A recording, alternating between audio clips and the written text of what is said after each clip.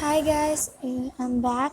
So, in the last video, we read till the officer asked Mem Saib about the sound, and after their talk, officer told her that someone has died. After listening to their talks, Mary understood what has happened. She went inside the house and ate some biscuits, and as she was thirsty, she drank a whole glass of wine, which she thought as water. The wine made her very sleepy that she slept throughout the hours in which the servants moved from the house. She was left alone in her nursery. Nobody remembered about her. When Mary woke up, everything was perfectly still. There were no sounds of footsteps, talking, or other things. She was thinking that maybe there will be a new Aya for her because the old one has died, and she hoped that the new lady will also know new stories. She wouldn't sad because the old one has died. She was not affected She was not an affectionate child and had never cared much for anyone. The noise and hurrying about the wailing over the cholera had frightened her, and she had been angry because no one seemed to remember that she was alive. Everyone was too panic-stricken to think of a little girl no one was fond of. When people had the cholera, it seemed that they remembered nothing but themselves.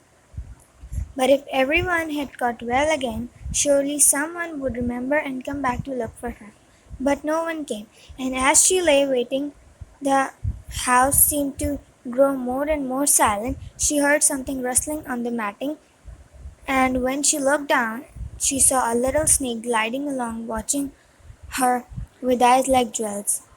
She was not frightened, because he was a harmless thing who would not hurt her, and he seemed in a hurry to get out of the room.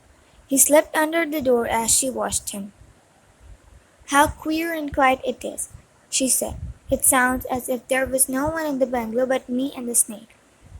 Almost the next time she heard footsteps in the compound, and then on the veranda. They were men's footsteps, and the man entered the bungalow and talked in low voices. No one went to meet or speak to them, and they seemed to open the doors and look into the rooms. "What desolation!" she heard one voice say. "That pretty, pretty woman. I suppose the child too. I heard there was a child, though no one ever saw her." Mary was standing in the middle of the nursery when they opened the door a few minutes later. She looked an ugly, cross little thing, and was frowning because she was beginning to be hungry and feel disgracefully neglected. The first man who came in was a large officer she had once seen talking to her father. He looked tired and troubled, but when he saw her he was so startled that he almost jumped back. "Barney," he cried out, "this is a child here. A child alone, in a place like this. Mercy on us, who is she?" "I'm Mary Lennox," the little girl said, drawing herself up stiffly. She thought the man was very rude to call her father's bungalow a place like this. "I fell asleep when everyone had the cholera and I have only just waken up.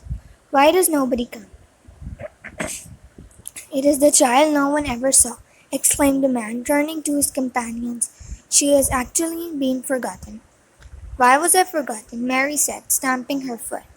"Why does nobody come?" The young man, whose name was Barney, looked at her very sadly. Mary even thought she saw him wink his eyes as if to wink tears away. "Poor little kid," he said. "There's nobody left to come." It was in the strange and sudden way that Mary found out that she had neither father nor mother left, that they had died and been carried away in the night, and that few native servants who had not died also had left the house as quickly as they could get out of it, none of them even remembering that there was a Mrs. Sahib. That was why the place was so quiet. It was true that there was no one in the bungalow but herself and the little rustling sleigh.